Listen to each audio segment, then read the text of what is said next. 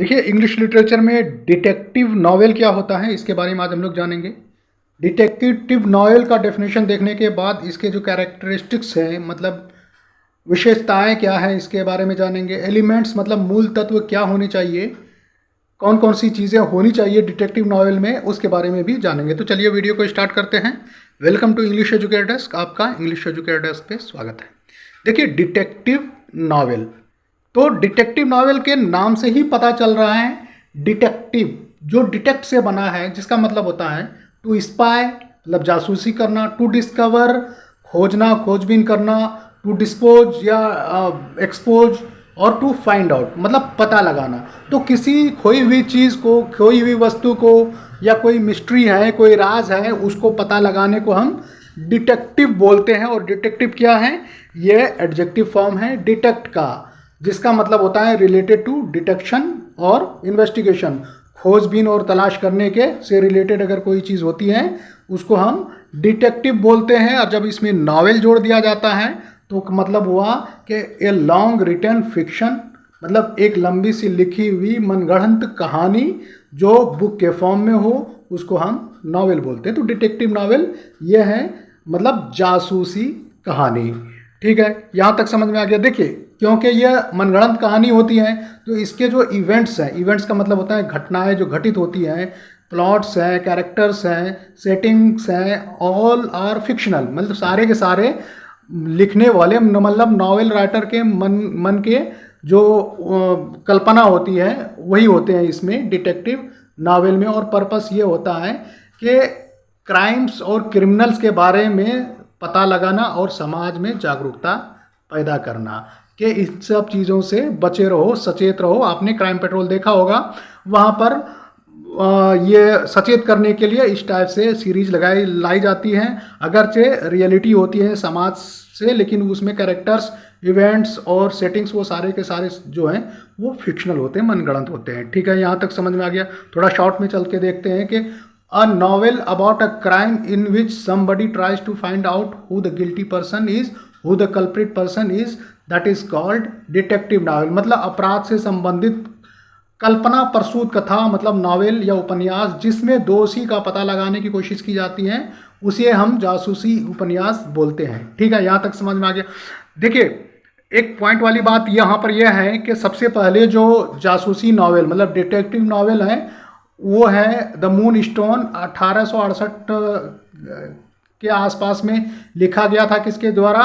Bye Vicky Collins. Vicky Collins के द्वारा। जबकि फर्स्ट डिटेक्टिव स्टोरी जो है वो क्रेडिट जाता है मर्डर्स इन द रोए मॉर्ग्यू, जो लिखा गया था एडगर एलन पोए के द्वारा, जिसका पब्लिकेशन हुआ था 1841 ईस्वी के आसपास में। यहाँ तक समझ में आ गया। कुछ और एग्जाम्पल देख लेते हैं डिटेक्टिव नॉवेल को लिटरेचर में, इंग्लिश लिटरेचर में। जैसे कि हम बोलेंगे कि some examples of detective novels are like Hamlet revenge, मतलब हैमलेट रिवेंज, हैमलेट अलग है जो विलियम शेक्सपियर के द्वारा लिखा गया था, बट ये हैमलेट रिवेंज है, अलग है। ये पब्लिश हुआ था 1937 में और लिखा गया था बाय मिकाएल इन्नेस द्वारा। इसी तरह से दूसरा जो है the mystery of handsome cap, ये इसकी पब्लिकेशन हुई थी 1886 में और यह फेरगस ह्यूमे द्वारा लिखा गया था। इसी तरह से थर्ड में देख लीजिए द मर्डर ऑफ रोगर एक्रायड, पब्लिश हुआ था 1926 में, जब ये इनको लिखा गया था अगाथा क्रिस्टी के द्वारा। ये सारे के सारे जो हैं डिटेक्टिव नॉवेल या डिटेक्टिव फिक्शन के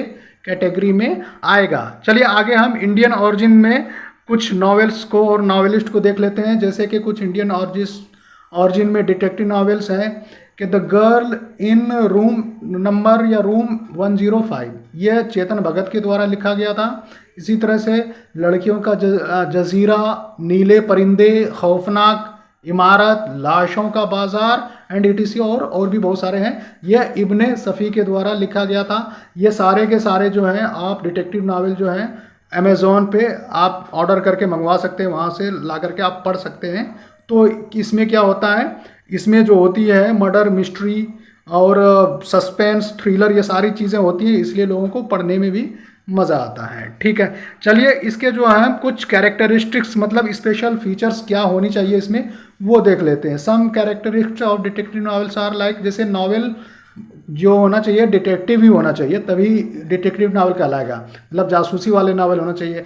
crime must be significant and attention seeking, crime जो है बिल्कुल साफ साफ होना चाहिए, ऐसा नहीं है कि धुंधला हो, मतलब पता चले कि किसी का मर्डर हो गया है, चोरी हो गई है, हीरा चोरी कर लिया गया है, कुछ भी।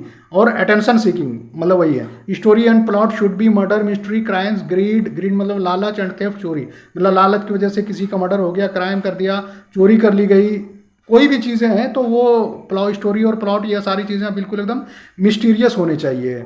ठीक है, इसी तरह से आपका थर्ड में है there can only be one detective, एक डिटेक्टिव होना ही चाहिए इसमें, मतलब स्पाई जासूस होना चाहिए, डिटेक्टिव होना चाहिए, चाहे जो भी बोलिए।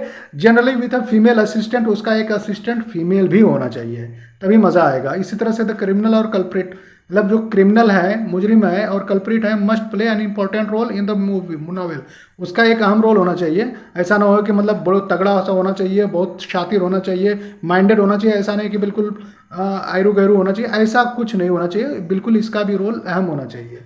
इसी तरह से फिफ्थ में there should be suspense and hidden evidence, इसमें सस्पेंस होना चाहिए, एविडेंस बिल्कुल हिडन होना चाहिए, ऐसा ना हो कि पहले ही पता चल जाए तो वो सस्पेंस क्लियर नहीं रहेगा उसमें, तो ये डिटेक्टिव नॉवल में ये चीज़ जरूरी है। इसी तरह से फाइनली द मिस्ट्री, क्राइम और पजल टू बी सॉल्व, मतलब जब नावल ख़त्म हो तो ख़त्म होते वक्त वो सारे मिस्ट्री हैं और पजल हैं और क्राइम, वो सारे जो है सॉल्व हो जाना चाहिए, चोर पकड़ा जाना चाहिए, डकैत पकड़ा जाना चाहिए, जो मर्डर करने वाले हैं वो भी पकड़ा जाना चाहिए बाय पुलिस के द्वारा।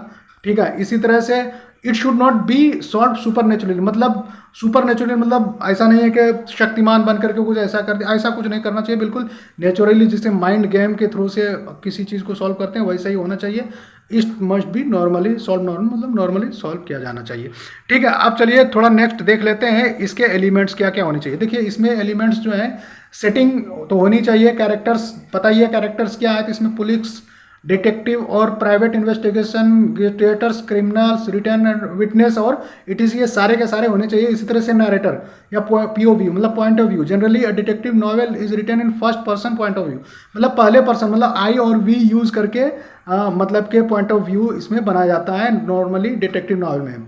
ठीक है, इसी तरह से आपका प्लॉट जो है, a detective novel has a problem that needs to be solve, मतलब इसमें प्रॉब्लम होना चाहिए, जो सॉल्यूशन उसका निकलना चाहिए, जैसे चोरी तो होनी चाहिए, डकैती होनी, कुछ भी होना चाहिए, मतलब मर्डर होना चाहिए, कोई ना कोई घटना घटित होनी चाहिए, मतलब कोई लॉ चीज़ें खो गई है या मिसिंग है, मतलब कि a crime that has been committed, मतलब कोई क्राइम हुआ ही हुआ हो, तभी वो प्लॉट में मज़ा आएगा। Suspense, there must be a state of और feeling of uncertainty about what may happen next, मतलब सस्पेंस तो रहना ही रहनी चाहिए कि आगे क्या होगा, वो बना रहना चाहिए, तभी डिटेक्टिव नावल कहलाएगा और मज़ा आएगा। सॉल्यूशन मतलब नावल ख़त्म होने से पहले जो है, जो लॉजिकल वे में जो कल्प्रिट हैं, जो क्रिमिनल्स हैं, वो पकड़ा जाना चाहिए और क्राइम और लॉजिकली वे में जो है वो रिजॉल्व हो जाना चाहिए। ठीक है, बस इतना सा ही डिटेक्टिव नावल के बारे में है, और उम्मीद है कि आपने डिटेक्टिव नावल को हिंदी और इंग्लिश में अच्छी तरह से समझ लिया है। Thanks for watching English educator desk. Please like this video and subscribe my channel to get more videos like this.